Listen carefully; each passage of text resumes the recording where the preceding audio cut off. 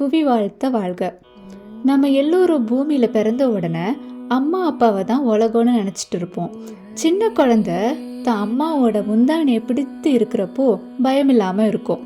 அம்மா எப்படி தன் குழந்தைகிட்ட வாத்சல்ய அன்போடு இருப்பாளோ அது போல தான் மனித குலத்துக்கே வாத்சல்ய அன்போடு இருப்பவர்கள் நம்மளோட சித்தர்கள். அப்படிப்பட்ட சித்தர்களில் மிகவும் பிரசித்தி பெற்ற கலியுகத்தில் எல்லா நோய்க்கும் ஒரே தீர்வு இருந்தால் எப்படி இருக்குங்கிற இவரோட தேடல் தான் நவபாஷான சிலை. இந்த நவபாஷான சிலையை முருகனின் அருளால் உருவாக்கியவர் தான் நம்ம போகர். இந்த போகர் பெருமானின் திருவடியை பணிந்து அவரை பற்றி இந்த பதிவில் நம்ம பார்க்கலாம். ஓம் போகரே நமஹ. போகர் சுமார் 5000 வருடங்களுக்கு முன்னாடி வாழ்ந்ததாக வரலாறு கூறுகிறது. வரலாறு எப்படி சொன்னாலும் இப்பொழுதும் நமக்குள்ளும் நம்மில் ஒருவராக இருந்து கொண்டும் நம்மை வழிநடத்தி கொண்டும் இருக்கிறார் என்பதை அவரை பற்றி நாம் பேசிக்கொண்டிருக்கும் போதே நம்ம எல்லோருக்கும் இது புரிய முடியுது. யோகம், மருத்துவம், வர்மம், வானசாஸ்திரம், ரசவாதம், மந்திரம் போன்ற எல்லா கலைகளிலும் சிறந்து விளங்கியவர் தான் போகர். போகர் மக்களுக்கு சொன்ன நல்ல கருத்துகள், கண்டுபிடிக்கப்பட்ட கண்டுபிடிப்புகள், அவர் மக்களுக்கு செய்து காட்டிய அதிசயங்கள், அதைவிட பழனியில் நவபாஷணம் சிலை செய்த வரலாறு, இவை அனைத்தும் மக்கள் நல்ல வழிகளில் பயன்படுத்த வேண்டும் என்பதற்காக மட்டும்தான். இப்படிப்பட்ட மகா சித்தருடைய குருநாதர் தான் காலங்கிநாதர். காலங்கிநாதர் 18 சித்தர்களுள் ஒருவராக இருந்தார்.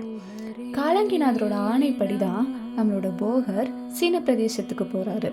அங்க போயிட்டு போயாங் என்ற பெயர்ல அவர் இருக்கிறாரு. இதை பத்தின குறிப்பு ஜிஹாங் என்ற சீன எழுத்தாளர் ஷென்ஷியான் ஜுவான் அப்படிங்கிற ஒரு நூலை எழுதியிருக்கிறத நம்ம பார்க்கலாம்.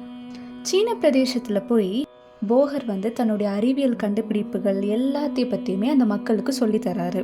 குறிப்பாக நீராவி கப்பல், நீர்மூழ்கி கப்பல், அதை எப்படி பயன்படுத்துறதை பற்றியும், அங்கே கிடைக்கிற முத்துக்கள், பவளங்கள், இது எல்லாமே எந்த இடத்துல கிடைக்கும், எப்படி தேடுறது, அதை பற்றியும் அவர் நல்லா சொல்லி கொடுத்துருக்கிறாரு. மட்டும் இல்லாமல் உலோகத்தை எப்படி தங்கத்தாக மாற்றுறது, அந்த வழிமுறையும் அவர் மக்களுக்கு சொல்லி கொடுத்துருக்கிறாரு. சீன பிரதேசத்தில் போகருக்கு 3 விஸ்வாசியான சீடர்களும் ஒரு நன்றியுள்ள நாயும் இருந்தது. ஒரு முறை தென் தமிழகத்துக்கு திரும்பி வரலான்னு நினைக்கிறப்போ அவர் செய்த ஒரு குளிகையை அவரோட 3 சீடர்களுக்கும் அந்த நாய்க்கும் கொடுத்து வரலாம் அப்படின்னு இருந்தார். அந்த குளிகையோட ஸ்பெஷாலிட்டி என்னன்னா, தூரமாக நடக்கிறதுக்கு அது மிகவும் ஒரு எனர்ஜி கொடுக்குற மாதிரி.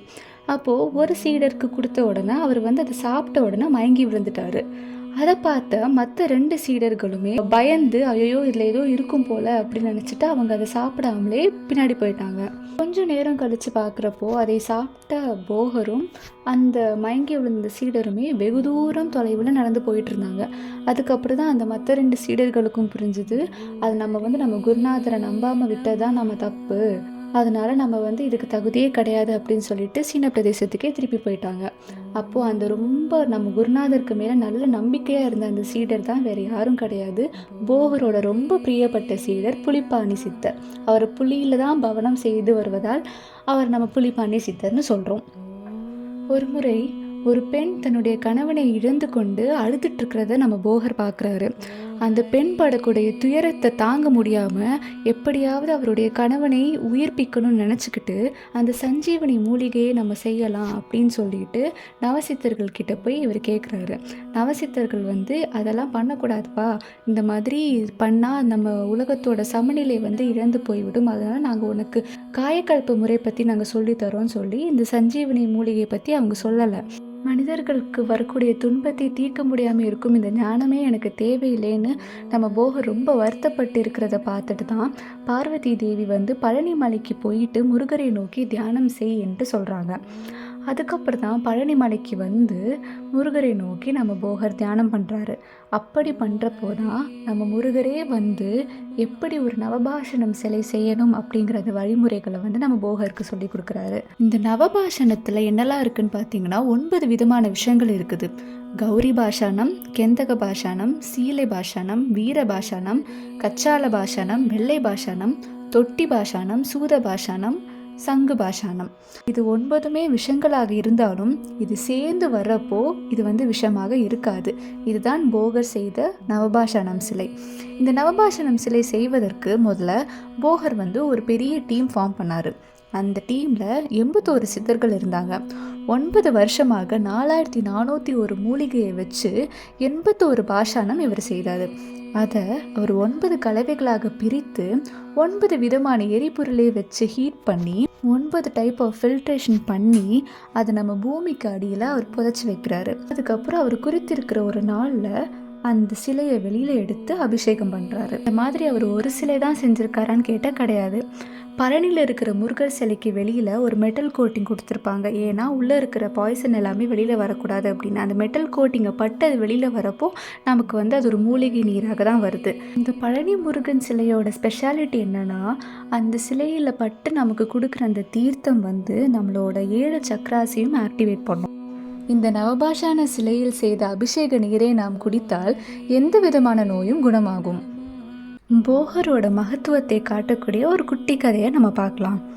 ஒரு முறை போகர் காட்டில் நல்ல தவம் செஞ்சுட்டு ரொம்ப தண்ணி தாகமாக இருக்குது அப்படின்னு ஒரு ஊருக்குள்ளே பிரவேசிக்கிறாரு. அந்த ஊர் மக்கள் யாகம் பண்ணிகிட்ருக்காங்க. அவங்க ஊரில் ரொம்ப பாவர்ட்டியாக இருக்குது, மழை இல்லை, எதுவுமே இல்லை அப்படின்னு சொல்லிட்டு அந்த ஊர் மக்கள் யாகம் பண்ணிகிட்ருக்காங்க.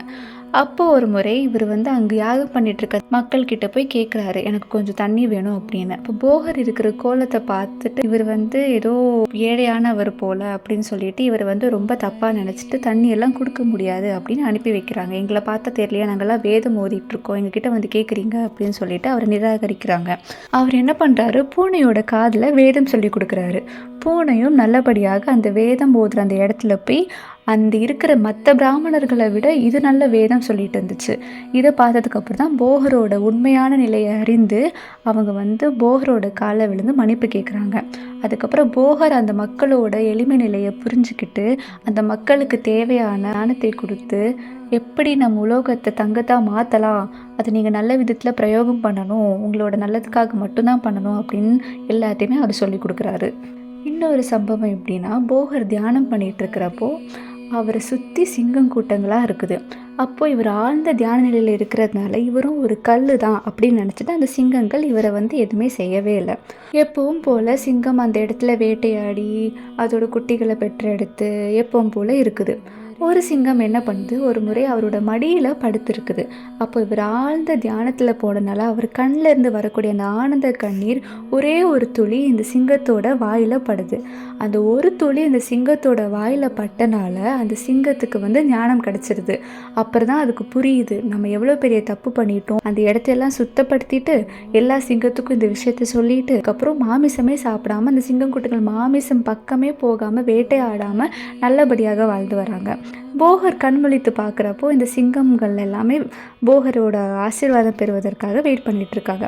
அப்போ இந்த சிங்கம் போய் போகர்கிட்ட கேட்குது, இந்த மாதிரி நாங்கள் தப்பு பண்ணிட்டோம், உங்களோட ஒரு துளி கண்ணீர் எங்கள் வாயில் போனாலே எனக்கு ஞானம் கிடச்சிருச்சு, ஆசீர்வாதம் பெற்று முக்தி நிலை போவதற்கு எனக்கு ஆசீர்வாதம் கொடுங்க அப்படின்னு கேட்குது.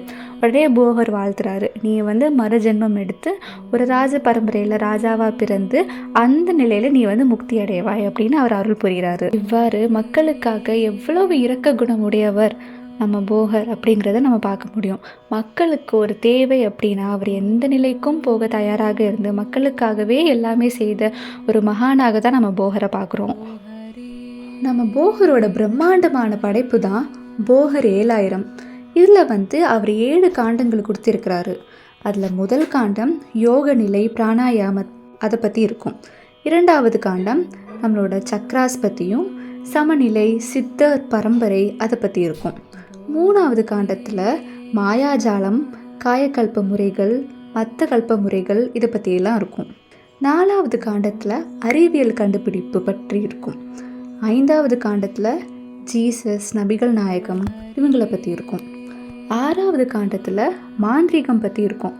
அதில் மாந்திரீகம் நல்ல செயலுக்காக மட்டும்தான் அப்படிங்கிறத அவர் குறிப்பிட்டு தான் கொடுத்துருக்கிறாரு.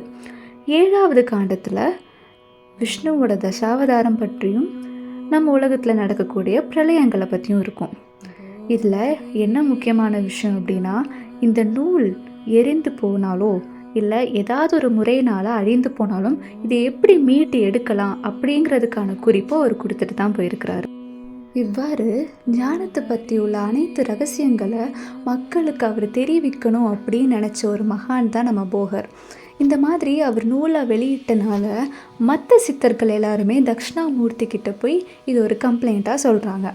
அப்போது தக்ஷணாமூர்த்தியும் போகரை கூப்பிட்டு இந்த மாதிரி நீ எல்லா விஷயத்தையுமே மக்களுக்கு சொல்கிறியா அப்படின்னு கேட்டப்போ போகரும் இதுக்கு ஆமாம் அப்படின்னு சொல்கிறாரு. உடனே தக்ஷணாமூர்த்தி சொல்கிறாரு, நீ சொன்னது வரைக்கும் இருக்கட்டும், அந்த நூலை எரிச்சிரு அப்படின்னு சொல்கிறப்போ தான் இல்லை அது ஏற்கனவே மக்கள்கிட்ட போய் சேர்ந்துருச்சு அப்படின்னு சொல்கிறாங்க. அப்போ தான் தக்ஷணாமூர்த்தி சொல்கிறாரு, எது விதிக்கப்பட்டு இருக்கிறதோ அதுதான் நடக்கும் அப்படின்னு. அப்போது இதிலேருந்து நம்ம என்ன பார்க்கலாம் அப்படின்னா, போகர் மக்களுடைய நலனுக்காக நமக்கு ஞான நிலை அடையணும், நம்ம முக்தி அடையணும் அப்படிங்கிறதுக்காக அவர் எவ்வளோ தூரம் போயிருக்கிறாரு, எத்தனை பேரை எதிர்த்திருக்கிறாரு, நம்மளோட மனித நேயத்துக்காக, ஒரு மக்களோட நல்வாழ்விற்காக எவ்வளவு அவர் செய்திருக்கிறாரு அப்படிங்கிறத நம்ம புரிஞ்சுக்க முடியுது.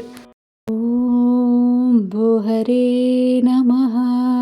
நன்றி, வணக்கம். புவி வாழ்த்த வாழ்க. ஆனந்தம், ஆத்மானந்தம்.